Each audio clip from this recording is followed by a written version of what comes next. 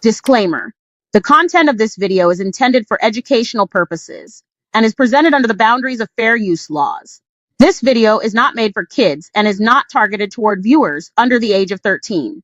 My focus is to inform the community about the serious issue of missing Black children through research, demographic insights, and discussions on policy and safety efforts in place. I believe this content qualifies as educational, documentary, scientific, and artistic, and contributes to a greater understanding of this critical topic. While I strive to adhere to YouTube's community guidelines, I recognize that the nature of this discussion may be sensitive. I encourage viewers to engage with the content thoughtfully and respectfully. Thank you for being part of this important conversation. Vulture people that prey upon people, where do they go? They go to the most vulnerable people they can prey on. And right now, one of the most vulnerable cities is East Cleveland. Well, East Cleveland is one of the top worst cities in the country. But the people in East Cleveland are tight people and they're close people. But that outside prey has destroyed East Cleveland and put it in the position it's in now, missing Black children and missing Black women mainly is not really on the radar. There's always an excuse. They ran away, they'll be back, we don't have time, and it's just way under the radar. Up until recently, there were so many abandoned buildings, they could almost disappear anywhere and not be found for years. Why isn't anybody talking about the fact that there has been a mass kidnapping in Virginia? From August 1st till today, August 12th, 50 children have gone missing in Virginia. There are no news stories speaking about this. There are no higher officials speaking about this. This is 50 children. Look at this shit. We're not going to sit here and act like this is not happening. Look at all these children. Why hasn't there been any news coverage? Look at all of these kids, man. Come on, y'all. For real. Look at this shit, man. This is sad right here. All of these children are missing. No news coverage. Nobody saying anything. I'm gonna sit this right here, man. You're gonna sit right here. This don't make no sense, man. A mass kidnapping. Who's taking all these children? This can be any one of our children here. Any one of us. As parents, somebody got to step up, man. We got to make this viral, man. Apparently something is going on in Virginia that we do not know about. But people need to see this. Higher officials need to see this. Higher officials need to hear about this. For real. More than a dozen teenagers have been reported missing. All of them Black or Latino. These are just some of their faces we're showing. There was an emotional town hall last night. Members of the community spoke out, telling their city leaders they're afraid for their families because of what they view as an apparent spike in the number of missing kids. Sadly, though, for that community, the chief of police told the crowd that this is far from a new problem. The disturbing fact is that we do have that many kids that go missing in our city, and it's been that way for a long time. We're joined by Trayon White. He is the D.C. City Councilman for District 8, which is one of the areas where a lot of those kids are missing. Trayon, thank you, or Councilman, I should give you the respect that you're due, sir. Thank you so much for joining me. First of all, there's been some confusion about whether there has been an uptick in the amount of missing kids, or if it's that they are increasing the reporting of the amount of missing kids. Did you feel like you got some clarity last night? I think there's both. I think there is more awareness of what's going on, and the presence of social media has made it more forthcoming so people can know what's going on. It's relevant information in a timely frame, but the reality is the numbers are just too high, and so we have to face the reality. They are too high. I mean, you look at 2,000 plus every year. Every moment a child is missing is a moment they're in danger. Tonight, experts and advocates warn a majority of children recovered from sex trafficking were dismissed as runaways. In our ongoing series labeled, investigative reporter Morgan Young uncovers a growing and troubling trend.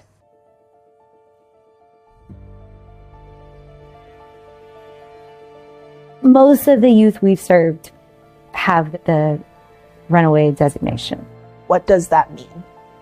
Not a lot is done. But by the time a child's case comes across Lindsay Speed's desk, there's a lot to do. What we get to do is pair highly trained advocates to every single child sex trafficking survivor here in North Texas. Helping heal children who have been abused, exploited, and sold. Children who, in most cases, law enforcement did not continuously search for because they labeled them a runaway and did not assume they were in danger. Every once in a while, one of our cases hit that Amber Alert mark where the cavalry comes out. And it can be so frustrating to sit here and know that, last quarter we served 200 kids and only one of them had that. The buying. Are you scared? Yes, I am. Why? Because like I said, somebody can just grab me anytime. Like I could be just walking home one day and somebody can just pull me up like they did the kids. Nobody have no idea where I'm at, like that. Is it reasonable to be afraid? Sure, it's reasonable to be afraid. You don't know when somebody just gonna grab you. Like those kids, they didn't know who gonna grab them. They just probably just walked into the store and somebody just pulled them in a car, something like that. And they just dead the next day. So it's reasonable to be scared. So are you more cautious about how you behave, and if so, how? Like I said, I don't stay out late. Like when the sun go down, I go in. When do you think it'll be over? I mean, what's going to make you believe that they've solved the whole case? When everybody's called who is connected with this stuff.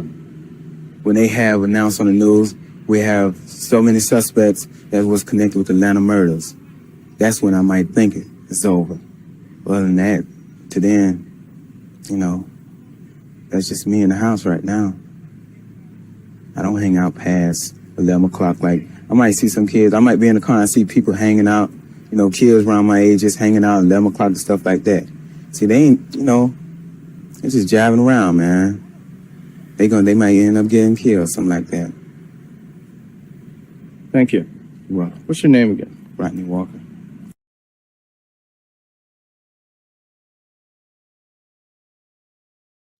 It's the second time Jacqueline Johnson cried next to her son Kendrick's grave. The first time he was being lowered into the ground. This time he's being pulled out of it. Did you ever expect you'd have to exhume his body? No, I didn't expect to have to bury his body. In June, Kendrick's body was sent to Florida. The Johnsons hired Dr. Bill Anderson to conduct an independent second autopsy. In that autopsy, Anderson told the Johnsons he'd found evidence that Kendrick died as the result of a blow to the neck and not accidental asphyxia after slipping into a rolled gym mat at school, as investigators in Georgia had said. But what Dr. Anderson did not find shocked them. When we got the body for the second autopsy, that organs, the heart, lungs, liver, etc., were not with the body. The brain? The brain, they were all absent. Every organ from the top of Kendrick's head to his pelvis gone, and his family had no idea. We have been let down again.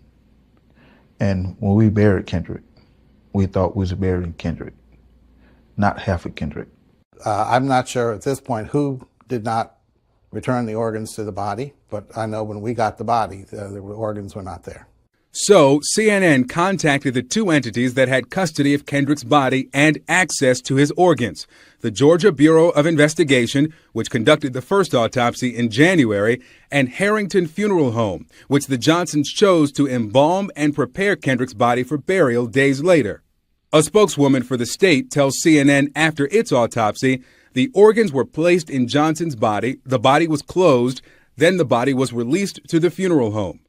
State investigators say it's their normal practice, but what happened after his body arrived at the funeral home was anything but normal. What was in the place of the organs? Newspaper.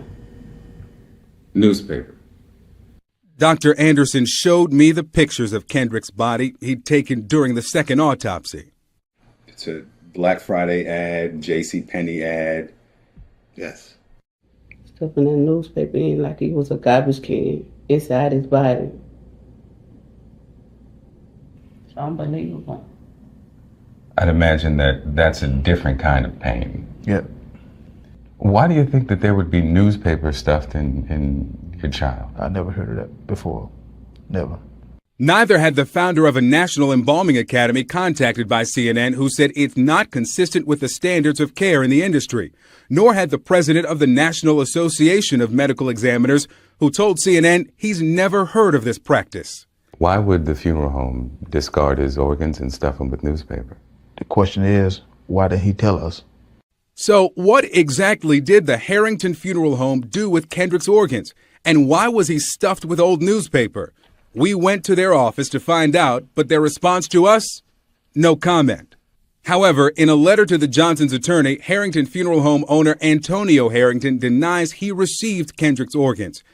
He writes in part, his internal organs were destroyed through natural process and henceforth were discarded before the body was sent back to Valdosta.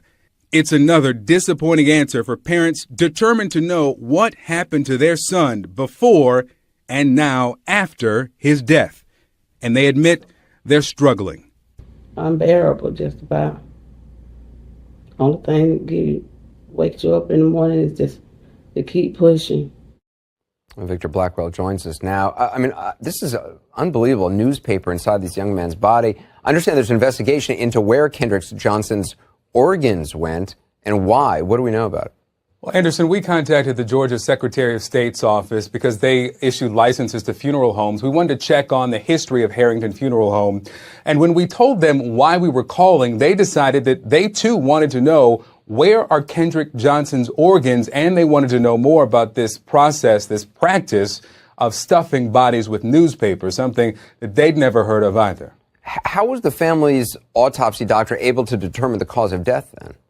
Yeah, I asked him, if the organs aren't there, how can you determine how Kendrick died? Well, he says that essentially blunt force trauma was not in the organs. It was in the right side jaw, which was actually noted as bruised during the paramedics report on the day he was found. He dissected the jaw, which had not been dissected in the first autopsy, found bleeding under the skin. He dissected the left side as well, did not find the bleeding, and he concluded that that bruising indicated, also with the bleeding, that there was blunt force trauma, that Kendrick took that blow to the neck. You know, Victor, one thing I hadn't noticed, and actually a viewer who works in gyms noticed and tweeted me about this the other day, was that it looks like all the mats are rolled really tightly, except for the one that Kendrick was found in. That seems to have had a large opening. Inside the Atlanta child murders that left at least 28 people dead, the grisly true story behind the Atlanta child murders published May 7th, 2022, updated January 19th, 2024, though Wayne Williams was convicted in 2 cases, who was behind the rest of the Atlanta murders that left at least 28 dead from 1979 to 1981. In the late 1970s and early 1980s, a mysterious killer terrorized Black communities in Atlanta. One by one, Black children and young adults were being kidnapped and turning up dead days or weeks later. These grisly cases would later become known as the Atlanta child murders. Police eventually arrested a local man named Wayne Williams in connection to the heinous crimes. But Williams was only ever convicted of 2 murders, far less than the 29 slayings he was implicated in. Furthermore, he was found guilty of killing 2 men in their 20s, not children. Although the homicides appeared to stop after Williams was arrested, some believe that he was not responsible for the Atlanta child murders, including some of the victims' families. The tragic case was later explored in the Netflix series Mindhunter in 2019. And that same year, the real Atlanta child murders case was reopened in the hopes of finding the truth. But will the city's new investigation truly bring justice to the children? Or will it just lead to more questions without answers? Tonight, we're revisiting memorable interviews with family members deeply impacted by one of the city's most haunting chapters, the Atlanta child murders. From 1979 to 1981, 29 Black kids and young adults were killed, which left the city terrorized. And it also left their loved ones still seeking justice to this day. 11 Alive's Naima Abdullahi breaks down that personal impact. 4 decades after the notorious Atlanta child murders case, the investigation remains open, and a memorial to honor the victims is now built at City Hall. Tonight, we remember the names and faces of the victims and their families who have spoken with over the years. Their voices are a reminder of the pain that terrorized Black neighborhoods in Atlanta. The first victim, 13-year-old Alfred Evans. But he left to go, and he never did come back. His mother, Lois, told me the beginning of the city's nightmare. I didn't want to believe it. Miss Lois said she didn't know Alfred's death would mark the beginning of a deadly mystery, leaving dozens of Black children murdered. I think it'll be part of history that Atlanta will never forget. 13-year-old Curtis Walker. His mother, Catherine Leach. The pain that you felt that day, you don't get over something like that. I can live with it, but I think about it all the time. This memorial, now unveiled, was her simple wish in 2019 during our sit-down interview. I took Miss Catherine Leach's heartfelt plea for a memorial to the mayor's office at the time, and the city of Atlanta kept that promise to turn it into reality. It's beautiful. I just thank them. Oh my God, I'm just so happy. 16-year-old Patrick Rogers, his brother Isaac. That was one of the most frightening times of my life. Says he almost became a victim himself at just 7 years old when he was walking to a neighbor's apartment with his cousins. He luckily escaped. The only thing I could do was to turn back around, which is what I did. I went back and I started to beat on Miss Willie Mae's door to get her to open the door. And to this day, he believes Wayne Williams is responsible for the murders. They got the right guy. While Williams was convicted of killing 2 adults, he was never put on trial for the murders of any of the children. 23-year-old Michael McIntosh. When it happened, it was like a big scare. It was a big scare for all of us kids in our neighborhood because we all would play outside. I miss my brother. He's my oldest brother. Wayne Williams was convicted in 1982 and sentenced to life in prison for killing 2 adults. Over the years, he's claimed to be innocent. Now, family members in the community are hoping this renewed search for answers gets them closure, one that they've been waiting for decades. The Atlanta child murders of the 1970s and 1980s AJC, the victims of the Atlanta murders were all Black children, adolescents, and young adults. On a balmy summer day in July 1979, the first body linked to the Atlanta child murders case was discovered. 13-year-old Alfred Evans was found in a vacant lot, his cold body shirtless and barefoot. He had been killed by strangulation. Tragically, he had disappeared just 3 days earlier. But as police were investigating the apparent crime scene in the vacant lot, they couldn't help but notice a strong odor emanating from nearby vines. And they would soon discover the body of another Black child, 14-year-old Edward Hope Smith. Unlike Evans, Smith had been killed by gunshot. But eerily, he was found just 150 feet away from Evans. The deaths of Evans and Smith were brutal. But authorities weren't too alarmed. They simply wrote off the murder cases as being drug-related. Then, a few months later, more Black youths started turning up dead. The next bodies uncovered were 14-year-old Milton Harvey and 9-year-old Yusuf Bell. Both children had been strangled to death. Bell, the 4th victim, had been living in a housing project just 4 blocks away from where his body was found. His death hit the local community especially hard. The whole neighborhood cried, because they loved that child, said Bell's neighbor, who knew he enjoyed math and history. He was God-gifted. A mystery on Bell Mountain. The bodies of twin brothers found in Towns County near the North Carolina line, 90 miles from their home in Lawrenceville. The GBI initially investigating this as a murder-suicide, but tonight the family says they're not buying it. 11 Alive's Cody Alcorn spoke with them just a few hours ago. He's live for us in our newsroom with more on this investigation and what the family has to say, Cody. Well, Jennifer, the brothers Kydir and Nazir Lewis were twins. The GBI says a hiker found their bodies at the top of Bell Mountain on Saturday morning. Both had been shot. The family couldn't believe it when they got the call hours later, knowing the twin brothers were supposed to be in Boston visiting friends. We want answers. We want to know exactly what happened to the twins. Nazir and Kydir Lewis. Those my nephews. Just a few weeks shy of their 20th birthday. I can get past it. They're gone. The twins' uncle, Raheem Bronner. They're very protective of each other. They love each other. They're like inseparable. So I couldn't imagine them hurting each other because I never even seen them get into a fist fight before. The GBI saying their preliminary investigation points to the twins' death being a murder-suicide. We knew right away that wasn't true. Family says the twins had a 7 a.m. flight to Boston last Friday. Right there, we never heard from them. They missed their flight. We don't know what happened. 24 hours later, the twins' body found 90 miles away. How they end out in the mountains, they don't hike out there. They've never even been out there. They don't know nothing about Hiwassee, Georgia. They never even heard of Bell Mountains. So how did they end up right there? A mystery this family is trying to solve. They had a huge support system. Like, we know them that they wouldn't do anything like this. So to say that they did this to each other when they come from a family of love, and they love each other, they always together, we don't believe that. They didn't do this to each other. Something happened in those mountains, and we want answers.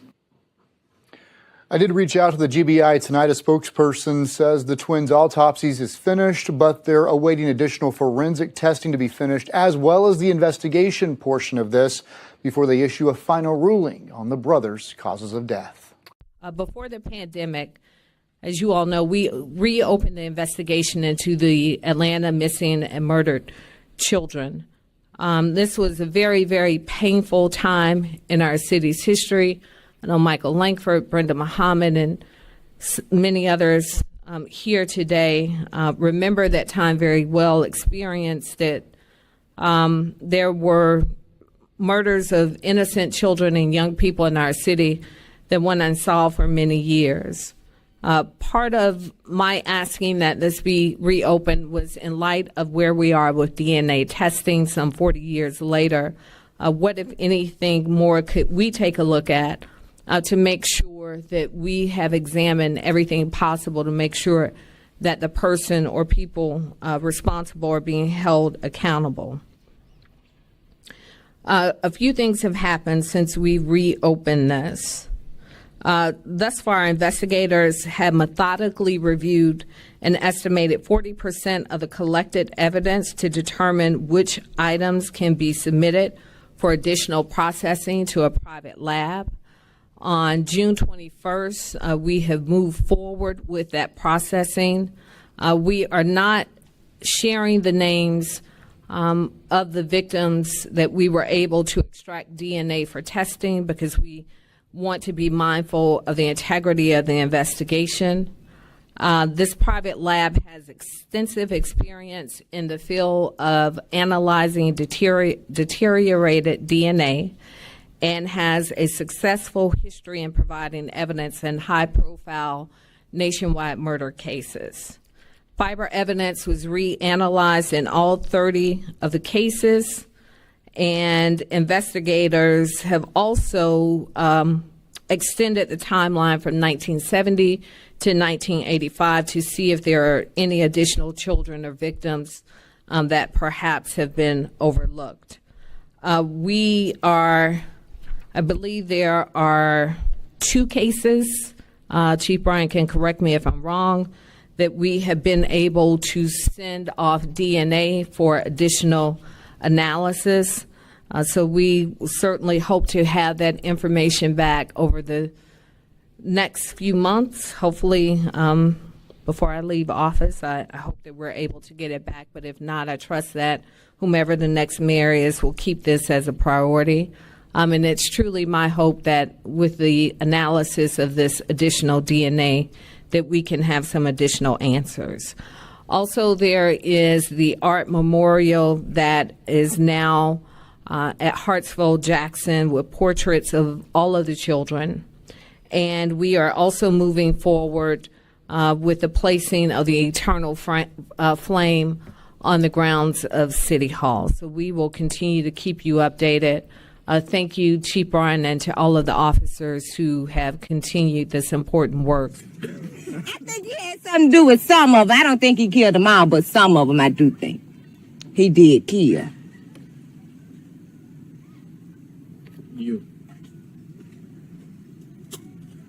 Now that they've arrested one person, do you think the case is solved?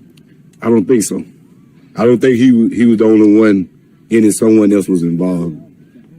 It was someone. It was another party. It's not solved. Why do you think that? I just think with the evidence that they have, one person, I don't believe he could have did it all. Just one person. I know Wayne. He came through this neighborhood before, and during the time that he came, he was a strange person. He goes undercover policeman and ride in different cars, but it's something strange. Somebody else knows something else about it. He's not in it by himself. Well, why do you think the police have only arrested him then? They got to have some suspect, somebody. Atlanta's they're about to blow. It's going into turmoil now. But I don't think he's by himself. What do you mean it's about to blow? I mean, people, the children, they're getting tense. The people around here, they don't know what to do. They're scared, they're frightened. It's just about to it's just going to blow. So what are you saying about, how is that connected to Wayne Williams and arresting him? I couldn't say directly what it would have towards him, but I still say it's somebody else. What you saying? They just trying to get somebody, put it on somebody. Take the pressure. See, that's what he's saying. I'm saying I'm indirectly. I said that he would have something to do with some of the killings, but not all of them. Not all of them. What did you just say? I wanted to ask her. And they was just blaming on somebody. You think that's true? Yes, but I still. I couldn't say directly what it would have towards him, but I still say it's somebody else. What you saying? They just trying to get somebody, put it on somebody. Take the pressure. See, that's what he's saying. I'm saying I'm indirectly. I said that he would have something to do with some of the killings, but not all of them. Not all of them. What did you just say?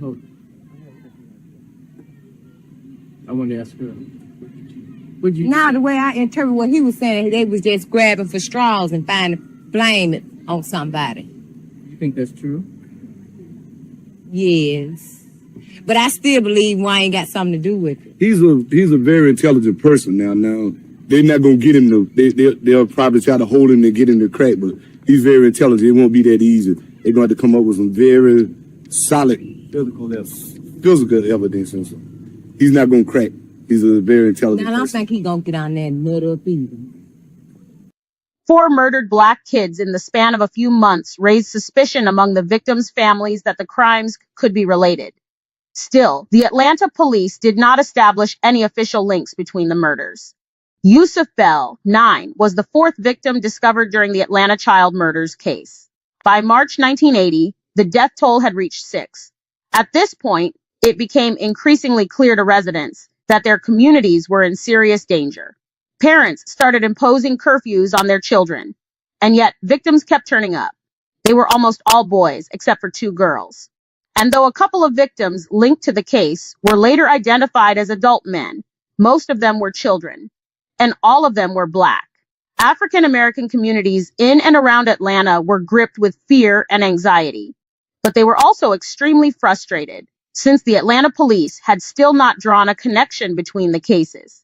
Mayor Keisha Lance Bottoms also provided an update on the city's re-examination of the Atlanta child murders, including DNA testing now underway of evidence from the murders. Joe Hinkie has reaction tonight from one of the Atlanta police detectives originally involved in the cases. Joe? Jennifer, Mayor Keisha Lance Bottoms provided 2 key updates on the Atlanta child murders. First, investigators are making progress seeing which cases have evidence that can be tested for DNA, and some of that testing, as you mentioned, now underway. Investigators have also greatly expanded the window of time they're focusing on. For decades, Wayne Williams has maintained his innocence, while prosecutors consider him the suspect behind the Atlanta child murders from 1979 to 1981. He was convicted of killing 2 men in 1982, but never tried for the child murders. In 2019, Mayor Keisha Lance Bottoms announced the city was reopening the cases. Today, she provided the most substantial update yet. Investigators have also extended the timeline from 1970 to 1985 to see if there are any additional children or victims that perhaps have been overlooked. The child murders are believed to have taken place during a 2-year window. Now investigators are looking at a 15-year window. Based on evidence and testimony and other pertinent factors, Wayne Williams is guilty for 27 of these murders. Former Atlanta Police Homicide Commander Danny Agan investigated some of the murders. He says looking back before 1979 is not a bad idea, but something investigators have done already in the 80s. The murders that had occurred before then that fit this pattern, there's none known that I'm aware of. And looking up to 1985 doesn't make sense to Agan because he says Williams was in custody, and for him, Williams is the suspect. Those type of murders ended when Wayne Williams was arrested. Bottom says investigators have now reviewed 40% of the evidence from the murder cases and sent pieces to a private lab with extensive experience analyzing deteriorated DNA. DNA testing, of course, was not available when the child murders occurred. On June 21st, we have moved forward with that processing. The mayor believes results of the testing will be returned in the coming months. Hopefully, before I leave office, I hope that we're able to get it back. But if not, I trust that whomever the next mayor is will keep this as a priority. And Agan says after being involved in investigating some of the child murders, he is very interested in seeing the results of DNA testing for these cases. But with what he knows, Agan doesn't see the results changing anything, with Williams, in his mind, still remaining the suspect. Very intelligent. This man here with the beard, what do you think that you're going to get in? But you really like a background. All right. What do you think now that they've arrested one person? Is the Atlanta case of 28 missing and murdered solved? No, I don't think so. Not at all. I have to agree with whatever. Do you think the case is solved now? No, I have to agree with what everyone else said that you can't blame it all on just one person. But the suspect that they do have, if anybody know anything, he do. He's been seen in some of the bars and stuff that the other kids have seen. That he had the singing group over there at the Captain Pig. He got a lot to do with it. If anybody could say something about what's going on, he could. So you think he knows something, but you don't think he's the only? I think they just gonna use Wayne as a straw. See, the pressure coming from a lot of different places. You know, like Washington sending money down. They getting tired of sending the money. They want to hurry up and end the cases so they can stop sending the money. Where else is the pressure coming from besides that? Oh, downtown. Lee P. Brown, all those kind of people. They got pressure. They don't really have good evidence to hold him. So by holding him now, they're making his case a lot more stronger against them. So if he get out and he don't prove to be the one, it's gonna be hard to beat Wayne then. Are the people putting pressure on the task force by criticizing it, forcing it to make an arrest? Well, I couldn't really say nothing about the task force because they don't do nothing no way. When they were just ordinary police, they wasn't doing nothing. They just getting a check, just looking for a raise. Every time you see them on TV looking for a raise, just like the bus driver. If you want to ask me. Okay. Can you just go, Lee? What about the safety in the city? Is it safe here now for the kids? I don't think it's safe anywhere. You know, you got crime all over the United States. It's not safe anywhere. What about here in Atlanta? You got a crime situation here that's abnormal. Okay, well they're taking extra precautions and everything, but still, if someone want to get those kids, they're gonna get them. You know, they can't watch them 24 hours, and it's just simple as that. The parents have to do their job along with the police and along with the community. It takes everybody involved, not just one person and not just one task force. They can't do it. Do you think that with one person arrested, that it's safe out there now for the kids? No, honestly, I don't. I think, like, the guy that they got, maybe he committed half a dozen of those murders, but it's still a lot that's unsolved and it's a lot that's unproven, you know. And I believe it's some more people involved. When will you relax? When will you feel that it's safe here in the city? The only time I will feel safe is when they find out who committed all those murders. Not one, but all 28 of them. One day, a missing white girl, about 14, was missing from Solon, Ohio. Somehow got off the rapid in East Cleveland, the Windermere right up the street. Man, the next 2 days, they had white folks walking down here with a few black folks, putting posters up, signs up, down in the whole area. I was glad for the energy, don't get me wrong. You're supposed to be looking for your baby. The next day they found her. That's the kind of effort that has to be put into finding all our children or most of our children if you want to find them. If I came up missing tomorrow, you think people would really look for me? Nobody cares. Nobody cares. Black mothers rally against Police in Action Georgia State University Library Archive. Camille Bell, the mother of Yusuf Bell, joined forces with other parents of victims to form the Committee to Stop Children's Murders. Even with heightened vigilance in the community, kids kept disappearing. In March 1980, Willie Mae Mathis was watching the news with her 10-year-old son, Jeffrey, when they both saw investigators moving the body of one of the victims. She warned her young son about interacting with strangers. He said, "Mama, I don't do that. I don't talk to strangers," Mathis recalled. Tragically, the very next day, Jeffrey went to the corner store to get a loaf of bread, but he never made it there. His remains were found a year later. The reality that Black youths were being preyed on and murdered in Atlanta sent shockwaves through the city's communities. Doris Bell, the mother of another Atlanta murder victim, Joseph Bell, cries during her son's funeral. Even more chilling, the circumstances of the deaths varied in the Atlanta child murders. Some children died of strangulation, while others died of stabbing, bludgeoning, or gunshot wounds. Worse yet, the cause of death for some of the victims, like Jeffrey Mathis, was left undetermined. By May, the grieving families had still not received any significant updates on the investigation. The DNA has been sent off. It's been a year now. We hadn't gotten any answers back from that.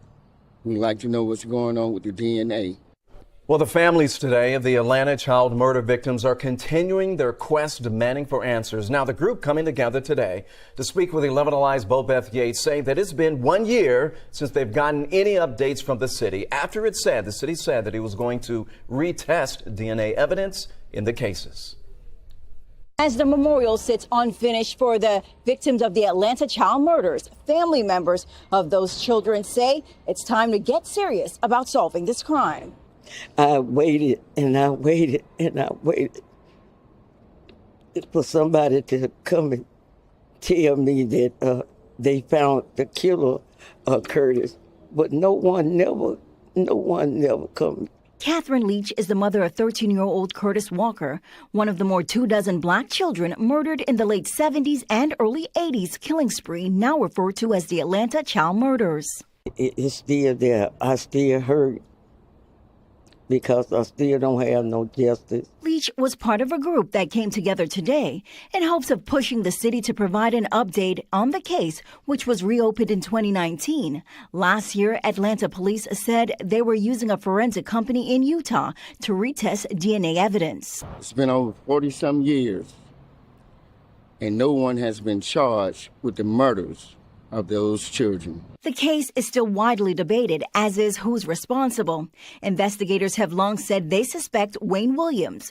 Williams is currently serving life in prison for killing 2 adults in an unrelated case. Investigators say they didn't charge him with the children's death to avoid putting those victims' families through a trial. But some of the families we spoke to today say they don't believe he's responsible. I think Wayne Williams is an innocent man. I always say free Wayne Williams. 11 Alive reached out to APD and the forensic company doing the DNA testing today, but both said there were no updates to report at this time. It hurts because Anthony was a great kid. And Anthony's still lost. We had a memorial. We had to just put a memorial in the middle of the graveyard because we still can't find Anthony's original grave where people won't give us access to. What are we hiding? Bo Beth Yates, 11 Alive News. New findings tonight in the mysterious deaths of twin brothers from Gwinnett County found on Bell Mountain. So this is the case that's grabbed national attention from the arrest of a firefighter accused of leaking a crime scene photograph to the twins' family pushing back against the GBI's initial ruling of their deaths being a murder-suicide. Now the agency is issuing a final ruling. 11 Alive's Cody Alcorn is live from outside of GBI headquarters with what we have learned here, Cody. Jennifer and Ron, just hours ago, the GBI releasing those findings in which they said that the deaths of Khaidir and Nazir Lewis have officially been ruled suicides. And it appears there was only one gun used. After a 10-week investigation, the GBI has now ruled the deaths of Khaidir and Nazir Lewis suicides. The twin brothers, just 19 years old, were found shot to death on top of Bell Mountain on March 9th. At first, investigators suspected a murder-suicide, but the family never believed that. Here's what their uncle Raheem Bronner told me back in March. They're very protective of each other. They love each other. They're like inseparable. So I couldn't imagine them hurting each other. Now the GBI says neither brother killed the other. The family previously said the twins missed a flight to Boston the morning before the shooting, but the GBI now says only Nazir had a ticket and he went to the airport alone. He never boarded the flight. Investigators say Nazir also bought ammunition used in the shooting and that it was delivered to their Lawrenceville home 3 days before their deaths. Then forensic analysis of their phones revealed internet searches on how to load a gun and suicide rates. The GBI also says autopsies show both brothers fired a gun. But one question remains, and it's one the GBI may never be able to answer. Why would two young men enrolled in spring college courses with plans for the future, two brothers who didn't like to hike or drive outside the perimeter, take a 100-mile trip to North Georgia, climb to the top of a remote mountain, and take their own lives? One after the other, with the same gun, meaning one of them had to watch the other die, then pick up the gun and pull the trigger. It's a question that may forever haunt this family. I did speak to the twins' aunts over the phone tonight. They do plan on releasing a statement in the coming days. They still just can't believe what the GBI has released tonight. As for the GBI, they say that this investigation will be officially closed in the coming weeks. A heartbreaking update there, Cody. Thank you so much. Well, if you or someone you know is struggling or having thoughts of suicide or other mental health issues, call the Suicide and Crisis Lifeline at 988, or you can chat at 988lifeline.org. Your conversations are free and confidential. The buying and selling of sex, like any other industry, comes down to supply and demand. The easiest supply is vulnerable kids. When a girl's out on the street, she's just primed for someone to pounce upon that vulnerability. She can't take care of herself. She can't rent a hotel room. She can't rent a car. She can't do anything. In 2023, the city of Dallas started adding the number of children who were recovered who were deemed to be at a higher risk of being trafficked to its human trafficking dashboard. And since then, of the 258 children who have been recovered, again, only children who have been labeled as high-risk victims, 180 of them had originally been labeled a runaway. That's just at about 70%, with the largest demographic of those children recovered being Black. In fact, in Traffic 911's 15-year history, a majority of the children they've served have either been Black or Hispanic, with the largest group at 41% being Black children, mostly Black girls. Black and brown girls are consistently labeled runaway. In disproportionate numbers. And we've had parents tell us, if my daughter was white, she would have been classified as missing. And do you agree with that when they say that? Yeah. It's a huge deal and they all should be taken seriously. Derica Wilson is a co-founder of the Black and Missing Foundation, a group that works to help spread awareness and support families of Black people who are missing.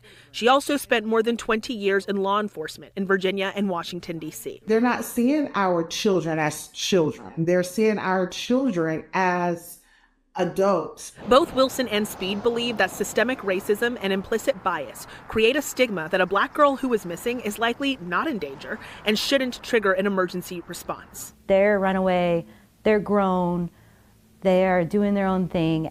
In this world we live in now, we cannot afford to assume anything's okay when a kid goes missing.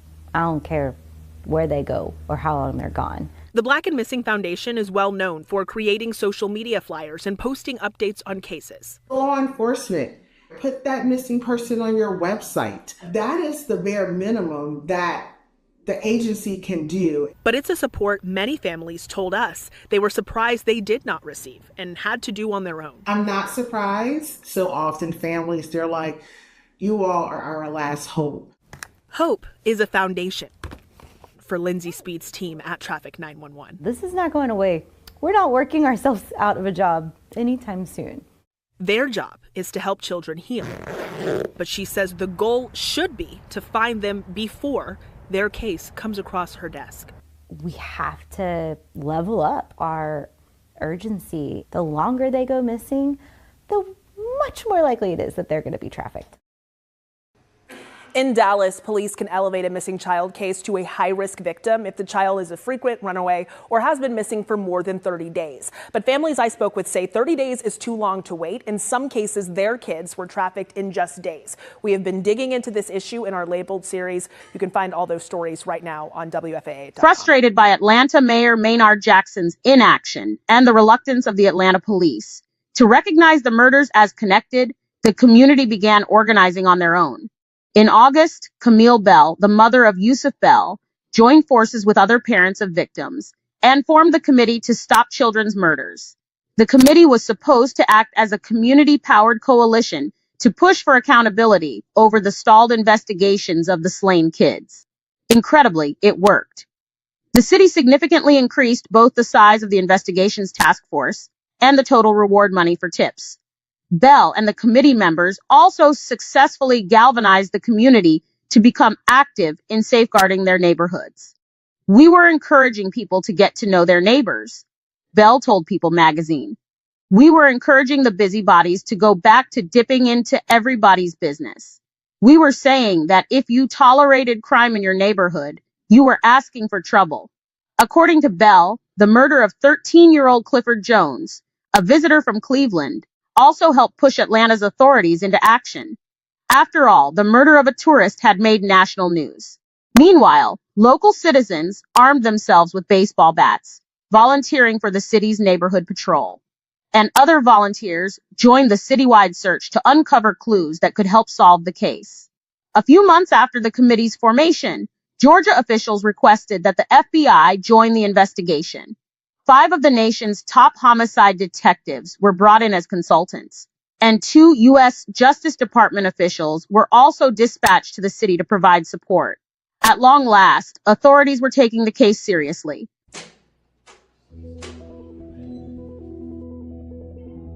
Good morning, how you doing?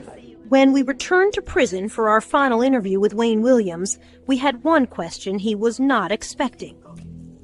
What Wayne had written about being recruited for espionage training as a teenager. At a secret government camp hidden in the woods near this North Georgia lake, where he was given what could amount to a license to kill. It's called Finding Myself. What's Finding Myself? It reads like an autobiography. Go ahead, I'm still trying. It's a account of your CIA training. We're not going to get into that. Why not? We're not going to get into that. I got a copy of it. Yeah, but we're not going to get into that. Why not? You're just simply not going to get into that. By his account, Wayne Williams was fresh out of high school, just 18 years old, when he was initiated into a secret world. So, I'll do the talking part, and you can answer what part of it you want. You write how you fired rifles, submachine guns, handled assault weapons, grenade launchers, C4, learned unarmed combat techniques through this training group over weekends. Is it true or is it false? We're not going to comment on that. When you're 19 years old. You're saying you work for the CIA. You've been recruited. I'll let the document speak for itself. I'm not going to comment on that. Copyright 1992 by Wayne Williams. Is this an autobiography? I cannot comment on that. Were you trained in unarmed combat techniques? Could you grab somebody bigger than yourself, put them in a chokehold? Because that's what that is. I'm sure there are other things in unarmed combat besides putting somebody in a chokehold. Well, when I talk to the military experts and I say to them, what exactly does that mean? That's one of the things on their list. Top 2 things, by the way. I wouldn't doubt that. So, are you trained in that or not? Let me say this. Let's just say that I had some experiences that I do not want to comment on today for reasons that the document says, okay? The fact is, what does that have to do with the situation today? Everything. You tell me. It has everything to do with it. Listen. A big part of the conversation when I talked to your lawyers was, could Wayne Williams grab somebody? Did he have the strength? Look how, he's not a big guy. Could he grab someone in a unarmed combat technique and kill them? It's actually a very simple question. Can you kill someone with a chokehold? And when you were 19 years old, you probably could under the right I know for a fact I could not. I know you're being facetious, but I know for a fact I could not. You don't know. But were you trained as a teenager to do that? Because that's what you're writing in this. All And I I get CIA, you don't want to talk about it. It's all off the record. Let me state this for the record. Okay.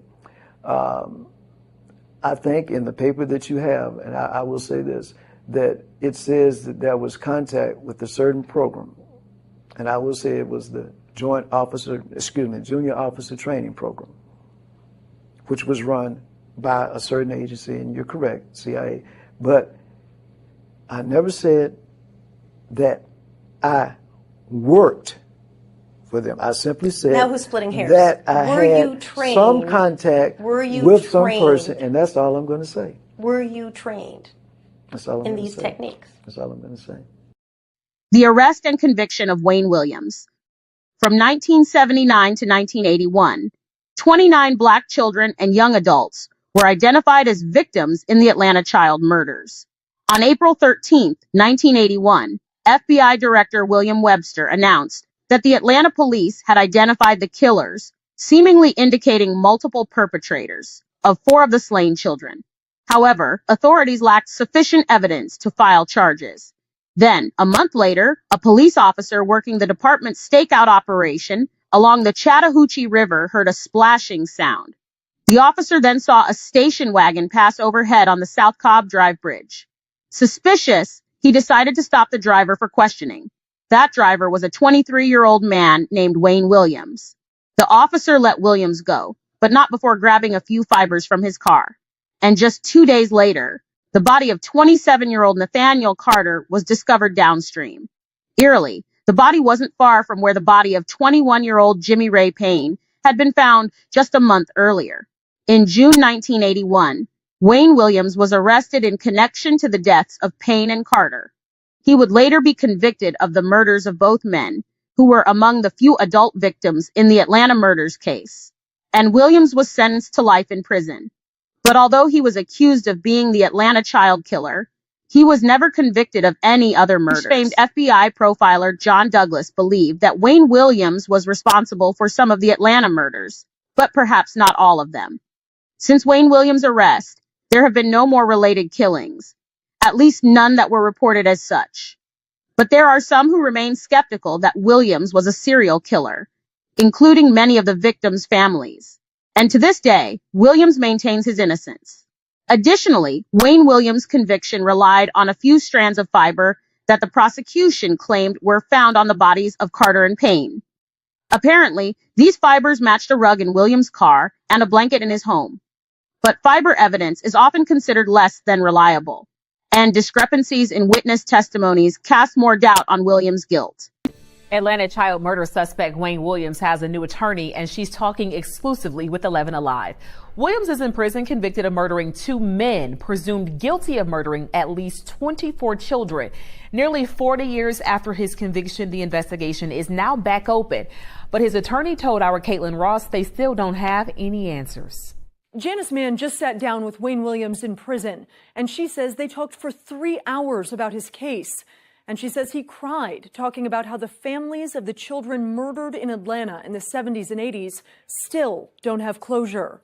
Jimmy Howard looked up to Wayne Williams in the 80s. He still does. He's a guy that you would want to be your brother, your uncle, your dad. He's a great guy. Howard started an R&B group with Williams in the months before he was arrested and says the accusations against his friend and mentor are an old tune. You know, it's just like listening to you hear it so much, it becomes a hit song. So it gets in their mind, you know, but until they sit down and really get into this case, what took place, they understand it better.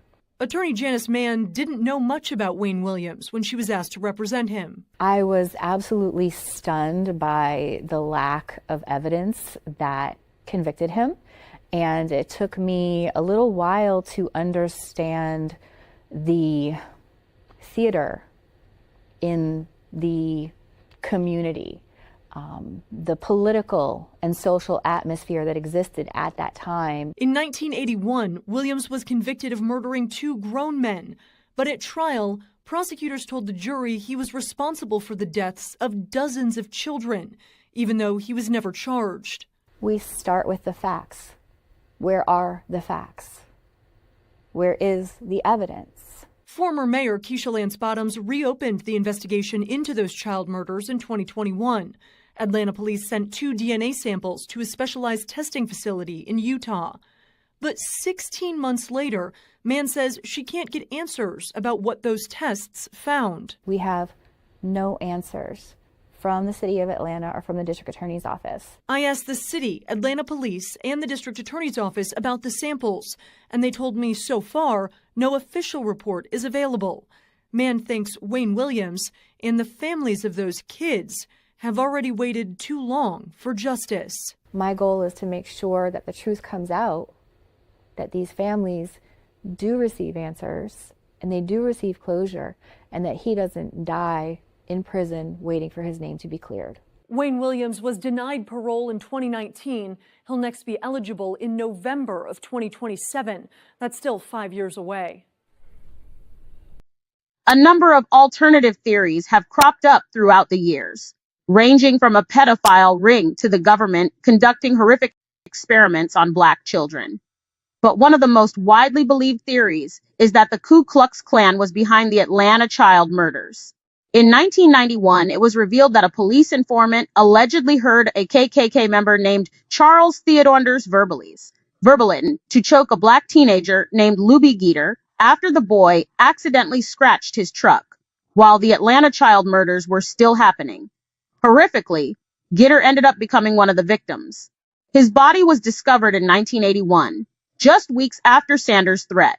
He had been strangled, and his genitals, lower pelvic area, and both feet were all missing.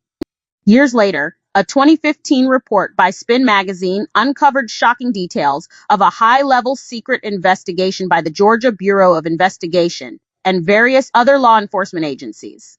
This investigation apparently found that Sanders and his white supremacist family members planned to kill more than 24 Black children to incite a race war in Atlanta. Evidence, witness accounts, and informant reports suggested a link between the Sanders family and Geter's death, and possibly 14 other child murders. So keep the peace in the city. Investigators allegedly decided to suppress evidence of possible KKK involvement in the Atlanta child murders. But despite authorities' efforts to conceal evidence linked to the KKK, many of the city's Black residents already, and still, suspected that the white supremacist group was responsible for the crimes. However, officials involved in the primary investigation maintained that they had enough evidence to connect Wayne Williams to the killings. To this day, Williams remains in prison, and he's been denied parole multiple times. In a rare interview in 1991, Williams revealed that he had befriended some of the brothers of the victims, as they had ended up in the same prison. He also said that he had been in touch with some of the victims' mothers. He said, "I truly hope they find out who killed their children." Okay, well, I'm a little bit nervous. I don't know if you can hear me, but first of all, I just wanted to say that I was invited to speak to you and say a few things by Renee and Mike Langford, and I've known their family for a long time. I've known Renee's dad since I was a kid. As a matter of fact, he was the person who first got me into the radio business when I was 10 years old. And Mike's brother, Senator Langford, was so instrumental that even before the Atlanta murders happened, about trying to make a positive difference in the community. So we go back a while. So I thank both of you for this opportunity to speak tonight. And I guess the message I really want to say is to the families and those in the community who gathered, because what's really hurt me about this whole thing is not just the suffering me and my family went through, this is nothing compared to what you went through. I'm talking about the Mathis family. I'm talking about Miss Leach, Miss Balthazar, all the other families affected by this terrible tragedy. My heart goes out to you because I can't imagine what it's like to go all these years about being lied to, about not hearing the truth about what happened to your loved ones and all. And it's bad enough with what people like Jimmy Howard, who's been working with me since he was a kid, went through, but it's nothing compared to the grief you went through. And be honest with you, there's no such thing as closure. I know you can't put this behind you, but at least at this point, we could demand that some answers come out now that we're in position to do something about it. And I hope that everybody in the community who's represented here tonight will demand answers, and not just answers, but demand action. Because when I sit back and look at the years, that we've been in court, with my lawyer Lynn, for instance, I don't know if a lot of you are aware, but Lynn Watley has worked this case for 36 and a half years without a penny. He's been threatened and everything else for just stepping forward. Luke Graham, the Fulton County Police Department, had a suspect he wanted to pursue in this case, but the political powers that be stopped him from making the arrest in this case. Sid Dorsey is sitting in jail 150 miles from me, willing to talk and tell you what happened, but nothing's going to happen unless you, the people of Atlanta, demand action. And let me say this, and I want to speak directly to the families involved in this right here. Whatever it takes to get justice for you, and whatever we can do through the Freedom Project, whatever, myself, Wayne Williams, I can do it, any of us, we stand ready to do it because, like I said, this isn't just about me clearing my name, but this is about getting some justice for you. And not just the families, but when I look around this prison day room at all the young people, we've got 18 and 19-year-olds from Atlanta, Georgia in here with these crazy sentences and all. And I think back to the Atlanta murder crisis and all. These young guys in here just as well could have been victims back then, and they're forgotten in the system that's forgetting them today, just like it forgot what happened to you nearly 40 years ago. And my prayer tonight is that you all do what is necessary so that your family members and the pain and suffering that you went through will never be forgotten. And if there's anything I can do to help in this part or whatever, God willing, let's make it happen. So I just want to reach out from my heart and just say, God bless, and let's finally get some answers to this thing. Can we ask him, can he hear us? Wayne, Derek Bose from News and Talk 1380 WLK. What do you say to relatives, some of whom are sitting in this very room tonight, that say emphatically, beyond a shadow of a doubt, they know that you killed their loved ones. There's no question in their mind about it. What do you say to them? It's this, and like I said, I'm just speaking from the heart. I haven't killed anybody. The only thing I did was out of my own arrogance and stupidity, made myself the suspect. Yes, I was arrogant and answering the police and the things that I did. It made me look like a complete idiot, and I know that, and I apologize to everybody about it. But the fact is that I haven't killed anybody. And what hurts me, not just me, but the people who know me, like Jimmy and the people in the neighborhood, my family member, my mother was a teacher at A.T. Wilder Middle School and H.R. Butler School, and probably taught a good number of you sitting in this room. My dad was a teacher at Archer High, the Learning Center in Northside. These were the kind of community people that we were. I spent every day of my life trying to help people like Jimmy and others in the community. And I'm saying that if I had even been involved in something like this, surely to God, somebody in the community would have been able to say, oh, well, that's Wayne Williams doing it. But that wasn't the case because I never hurt anybody. The only thing I did, like I said, was after I became a suspect, I acted like a stupid 23-year-old. And I'm saying I apologize to it. But to every family sitting in there, like I said, I just pray to God that you get the answers and the truth will come out, because the fact is that we now know who killed most of these victims and all, so far as suspects. I just pray to God that you accept the information that comes out and act on it. If you did not kill these young people, or the adults, who do you think did it? Okay, let me be specific here. I'm not going to say who do I think. I'm going to say who do we know at this point. In the first place, there was never any single killer lurking the streets of Atlanta. In the second place, there was never any one Ku Klux Klan decision, we're going to kill kids in Atlanta. No.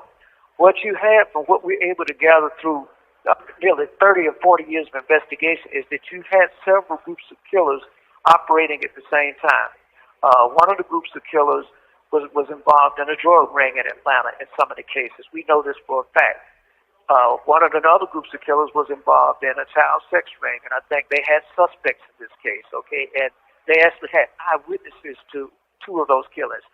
Another group of killings did involve some white supremacists in some of the cases, and when we went to trial, we didn't find out, but the GBI actually has recordings of one of these ex-Klan members admitting to killing, I think it was Ruby Jeter, because he took his go-kart and hit this guy's car or something like that. So my point is this. The authorities knew who these people were. Luke Graham knew this. Sidney Dorsey knows this. And what I'm saying is that I'm just asking that you demand that they put this evidence out so you will see for yourself what the attorneys saw in the case, what the police know. It's time to bring this stuff out and let the public know, and let's call names with these suspects. All right, thank you. Despite the countless theories about what really happened to Atlanta's children, it's clear that much was left unsettled and unresolved. That's a big reason why the case has been reopened. In March 2019, Atlanta Mayor Keisha Lance Bottoms, who grew up during the height of the Atlanta child murders, reopened the case. Bottoms said that evidence should be retested using the latest forensic technology, which was not available during the investigation 4 decades ago. In an emotional interview following the announcement, Bottoms recalled what it was like growing up during this terrifying time. It was like there was a boogeyman out there, and he was snatching Black children. Bottoms added, "It could have been any of us." I hope that says to the public that our children matter. African American children still matter. They mattered in 1979 and now. Not everyone shared the mayor's conviction that the case needed another look. In fact, some believe it's basically already solved. There was other evidence, more fibers and dog hairs brought into court, along with witness testimony. And there is the inescapable fact that Wayne Williams was on that bridge, and 2 bodies washed up days later, said Danny Agan, a retired Atlanta homicide detective who investigated 3 of the murders. Wayne Williams is a serial killer, a predator, and he did the bulk of these murders. While some like Agan insist that Williams was the Atlanta child murderer, Police Chief Erica Shields does believe that the Atlanta child murders case deserves another investigation. This is about being able to look these families in the eye, Shields told the New York Times, and say we did everything we could possibly do to bring closure to your case. In recent years, renewed interest in the Atlanta child murders has also permeated pop culture. The infamous case became the main plot in season 2 of the Netflix crime series Mindhunter. The series itself was largely inspired by a book of the same name, written by former FBI agent John Douglas, who is considered a pioneer in criminal profiling. Netflix actors Holt McCallany, Jonathan Groff, and Albert Jones portray the FBI agents involved in the Atlanta child murders case in Mindhunter. As for Douglas, he believed that Wayne Williams was responsible for some of the murders, but perhaps not all of them. He once said, "It isn't a single offender, and the truth isn't pleasant." Currently, investigators are examining and re-examining every bit of evidence available. But it's difficult to say whether the renewed efforts will yield any significant closure for the families and the city at large. The question will be who, what, when, and why. That's what it's always going to be, said Lois Evans, the mother of the first victim, Alfred Evans. I'm blessed to still be here. Just wait to see what the end will be before I leave this earth. She added, I think it will be part of history that Atlanta will never forget.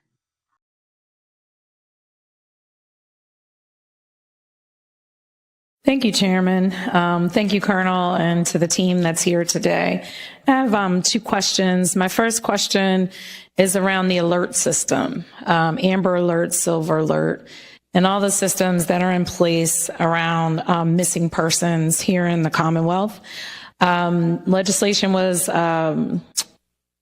introduced last session around something called the Ebony Alert, which is an alert system that was passed in California around the fact that Black and brown girls mostly, and boys, but Black and brown girls between the ages of 12 to 24 don't get the media attention when they go missing near as much as others. And so looking at this system, it went through Children and Youth. We had conversations about it. One of the departments that was against it was the state police. So I'm just curious, with our alert systems, why there might be some pushback to it. Is it because of cost analysis, or just to get your take on it for a system that looks for missing children that are often overlooked as runaways to be implemented here in Pennsylvania? Sure. Thank you for the question. I'm familiar with that legislative discussion. Before I turn it over to Lieutenant Colonel Bivens, we haven't had an Amber Alert in the Commonwealth for I believe, close to 18 months. The last one that was activated happened to be a Black female, I'm told juvenile. But if it doesn't meet the criteria for the Amber Alert, the MIPA alert, the Missing Endangered Person Alert, is the catch-all for everybody else aside from a juvenile. So we kind of have we have a bifurcated system. There is data that shows, going back to the inception of the Amber Hagerman 1996 murder in Texas, which was the genesis of all Amber Alert. The concern with the system is to make sure that it is utilized properly with the criteria, because not to say that children on milk cartons are not a worthy effort, but that was always the colloquial term that was used, that you can desensitize the very population that you're going to rely upon as a force multiplier to bring the child home alive. So I'd turn it over to Lieutenant Colonel Bivens to tell you the rest of them. That functions under our Bureau of Criminal Investigation, and the people are highly trained criminal investigative analysts that look at that criteria, first to discern if it's an Amber, second to determine if it's a MIPA. We've had several hundred MIPAs, I might add. And we're not aware of any areas where we've had people come forward and tell us that MIPA was underutilized. There is a education component that I'll let Lieutenant Colonel. Right. And before you start, I just want to say, what do you think is important in terms of the education? Because right now, I heard you talk about social media. Social media is the alert system, in my opinion. We see tons of people putting on, hey, my child's missing, look for this person. I had 2 that I shared this week. So, I think the purpose of these alert systems is because people are missing. Statistically, we know in our communities, this is something that goes on. Just to give everybody a statistic, most Black children that go missing, they're looked at as runaways first. And so we need to put an end to this notion of it. So what's the education that has to go out around that part? So I would say in those areas where there is an underutilization, perhaps by a municipal agency, not casting an aspersion at any one, to avail them of the services that the MIPA can provide. And I turn it over to Lieutenant Colonel Bivens to give you some additional. And really that for us is the crux of it. We're not necessarily in favor of creating, a dozen different types of alerts, because we've had proposals, for veteran alerts and the ebony alerts and silver alerts and on, all worthwhile and all well intended. The issue for us is, rather than trying to educate law enforcement and the community in terms of making sure that they're reporting to law enforcement, and law enforcement that they're utilizing a service that's available, rather than try and educate them on the criteria for 8 or 10 or 12 different systems, we would rather focus on trying to educate them on the use of MEPA and encourage it so that system can be fully utilized. To the extent that if there's a community that you believe is not utilizing that, we'd be happy to work with you and take a look at whether it's the law enforcement piece that we need to work with.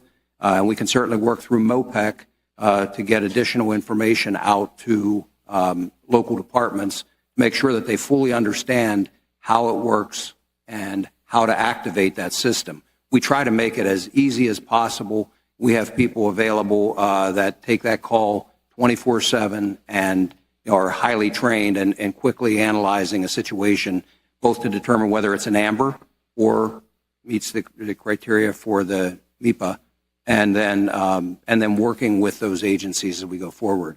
So I really see it as as the Colonel said, as an educational issue in making sure that those reports go to the police and the police fully bring those to us for consideration. Okay, we'd love to have more conversation with you about it, because I think there's a lot more around it than just, hey, this hasn't been utilized or put into action, because it's going on the streets. So we need to be able to have a system that really pays attention to those things. And I think education is a big part of it. Thank you. You know, every year, thousands of young black girls go missing, and their stories are not often seen or heard.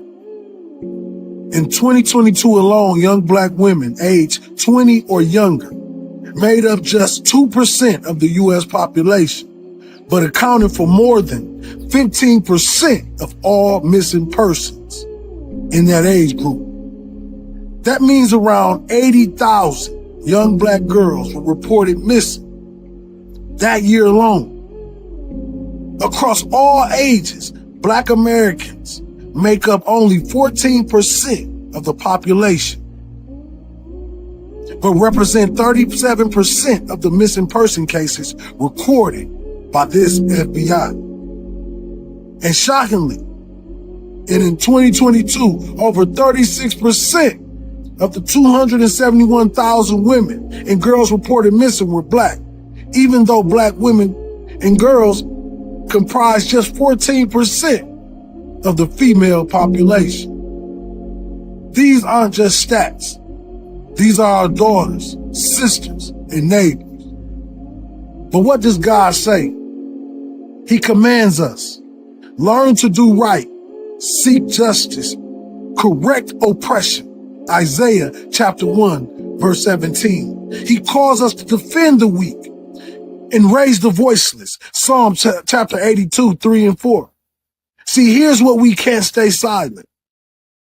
Speak their names, share their faces, use your platform, support systems like Ebony Alert, which now help find missing black children in the states like California. Pray and then act. Join local organizations, advocate, and demand that these cases receive the urgency they deserve. Because when black girls go missing, it's not just a statistic. It's a moral emergency. Let's be the generation that acts boldly and compassionately and justly.